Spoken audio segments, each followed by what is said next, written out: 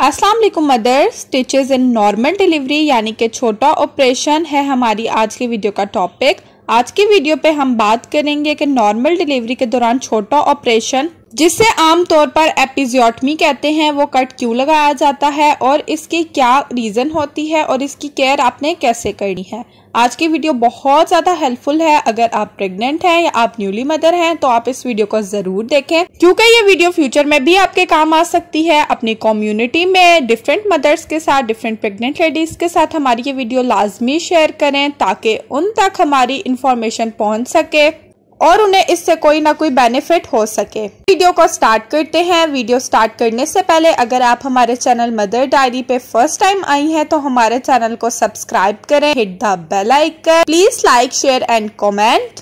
So let's start the video. सबसे पहले मैं आपको ये बताऊंगी कि ये कट लगाना क्यों जरूरी होता है। जो ये कट होता है ये यूजुअली फर्स्ट प्रेगनेंसी की दफा जरूरी होता है। सेकेंड टाइम कभी कभार इसकी जरूरत पड़ती है और कभी कभार इसकी जरूरत नहीं पड़ती और थर्ड टाइम पर तो बिल्कुल भी जरूरत नहीं पड़ती। इस कट का पर्पस यानी कि मकसद क्या होता है? इसका पर्पस यानी मकसद ये होता है कि जब बच्चा डिलीवर हो रहा होता है और जब वो फाइनल स्टेज पे होता है और मरीज को दर्द और तकलीफ होती है तो हेड को वजाइना से बाहर आने के लिए रास्ता ओपन करने के लिए इस कट की जरूरत होती है। और अगर हम इस कट को लगा देते हैं तो बच्चा बहुत ही आराम से पेन्स के जरिए बाहर आ जाता है और उसके बाद कट को अच्छे तरीके से स्टिच कर दिया जाता है और अगर अच्छी केयर की जाए तो बहुत अच्छे तरीके से ये कट बाद में ठीक हो जाता है। अब बात करते हैं कि अगर ये कट ना लगाएं तो इसका क्या नुकसान होगा। अगर ये कट हम ना लगाएं तो पहली बात ये कि सेकंड स्टेज ऑफ लेबर यानी कि यूट्रस का मुंह 10 सेंटीमीटर ऊपर होने से लेकर डिलीवरी के स्टेज तक वो लंबी हो जाती है। यानी जब पेन आ रही है, कट के बगैर बच्चा बाहर आता है तो उसे 15 to 20 मिनट से लेकर 1 घंटा भी लग जाता है, तो इसलिए वो कट से जल्दी बाहर आ जाता है। सेकेंडली, जब नेचुरल सक्सेसफुल कंस्ट्रक्शन के साथ बच्चा डिलीवर होता है तो एक बहुत बड़ा टीयर आ जाता है जिससे हैज वाली जगह और वेजाइना और पाखाने वाली जगह एक हो सकती है। ये एक बहुत बड़ा कट होता है और ये तीनों जगह कट कर इकट्ठी हो जाती हैं, इसलिए ये कट लगाया जाता है क्योंकि इस चीज का भी खतरा होता है कि ये तीनों जगह एक ही हो जाएंगी। अगर ये तीनों जगह एक ही हो जाए तो ये बहुत बड़ा कट होता है, तो उस बड़े कट से बेहतर ये छोटा कट है, उसको बाद में मैनेज करना बहुत मुश्किल हो। बेहतर ये छोटा कट है, उसको बाद में मैनेज करना बहुत मुश्किल होता है, उसमें काफी ज्यादा स्टिचेस आते हैं, तो इसलिए पहले ही ये छोटा कट लगा दिया जाता है ताकि बच्चा आराम से डिलीवर हो जाए और कोई भी प्रॉब्लम ना हो। तीसरा ये होता है कि अगर कट ना लगाया जाए और बच्चा अपने तौर पर बाहर आ जाए तो बहुत ज्यादा चांसेस होते हैं कि वजाइना के अंदर कट आ जाते हैं। इनको स्टिच करना तो बहुत ज्यादा मुश्किल हो जाता है, लेकिन ये मुश्किल होने के साथ साथ वजाइनल एरिया बहुत ज्यादा लूज हो जाता है जिससे आपको बाद में बहुत ज्यादा प्रॉब्लम्स हो सकती हैं।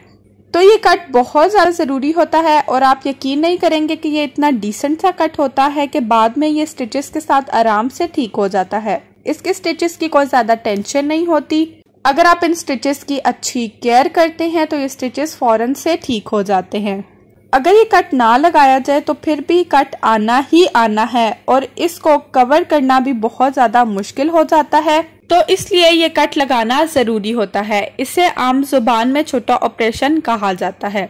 अब मैं आपको बताऊंगी कि आपने इस कट की केयर किस तरीके से करनी है। सबसे पहले आपने इसको साफ सुथरा रखना है।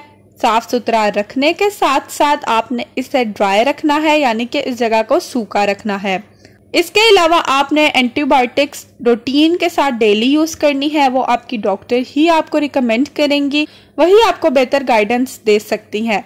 और सबसे इम्पोर्टेंट बात, अपना पोर्शन ठीक रखें क्योंकि इसके बाद आपने अपने बच्चे को फीड भी कराना है, चलना फिरना भी है। अगर आप अकेली रहती हैं तो आपने घर का काम भी करना है। इन सब चीजों में आपने अपने पोस्चर को नोटिस में रखना है। अपना पोस्चर आपने ठीक रखना है क्योंकि अक्सर औकात जब मदर्स बच्चे को फीड कराती हैं तो इस चीज़ का बिल्कुल भी ख्याल नहीं करती कि उनको ऑपरेशन यानी छोटा ऑपरेशन हुआ है, उनको एक कट भी है, वो अपना पोस्चर ठीक नहीं रखती, लेग्स किसी तरीके से रखती हैं, कभी किसी तरीके से, तो इसमें वजाइना में बहुत ज़्यादा इशू भी आ सकता है, स्टिचेस में इशू आ सकता है। तो अपने डॉक्टर की गाइडेंस के हिसाब से अपना पोस्चर बिल्कुल ठीक रखें।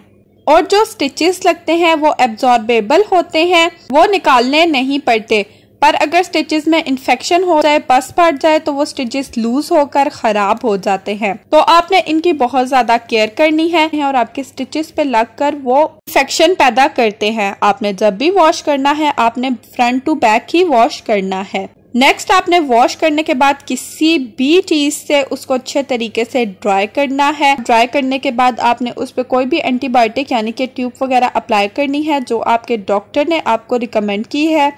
इसके अलावा आपने दिन में 2 बार किसी भी एंटीसेप्टिक सॉल्यूशन में बैठना है। ये बहुत हेल्पफुल होता है और उस एरिया से जर्म्स को खत्म कर देता है। इसके अलावा नीम गर्म पानी में बैठें। नीम गर्म पानी ब्लड की सर्कुलेशन को बहुत अच्छा करता है, ब्लड अच्छे से सर्कुलेट होता है और आपको हील होने में हेल्प मिलती है।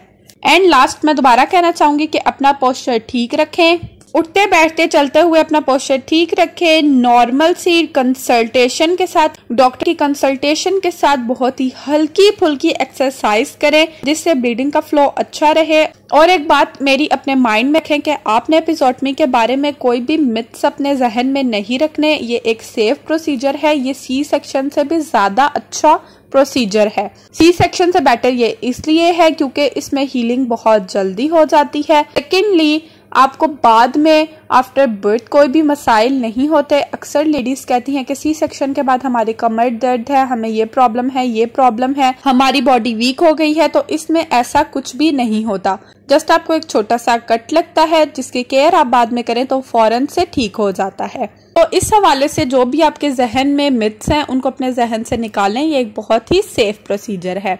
तो ये थी हमारी आज की वीडियो। मैं उम्मीद करती हूँ कि आपको पसंद आई होगी। अगर वीडियो पसंद आए तो हमें कमेंट बॉक्स में लाजमी बताएं। डिफरेंट वीडियोस के लिए हमें कमेंट जरूर करें। हम आपकी बताई हुई टॉपिक पर वीडियोस जरूर बताएंगे, आपकी बताई हुई प्रॉब्लम का सोल्यूशन निकालेंगे। साथ ही साथ कुछ भी पूछना हो आप हमसे कमेंट बॉक्स में पूछ सकते हैं, हम इंशाल्लाह आपको जरूर रिप्लाई करेंगे। अगर आप हमारे चैनल मदर डायरी पे फर्स्ट टाइम आई हैं तो उसे सब्सक्राइब करें, बेल आइकन को प्रेस करें, वीडियो को लाइक और शेयर करें। अपना बहुत ख्याल रखें, हमें अपनी दुआओं में याद रखें। अल्लाह हाफिज।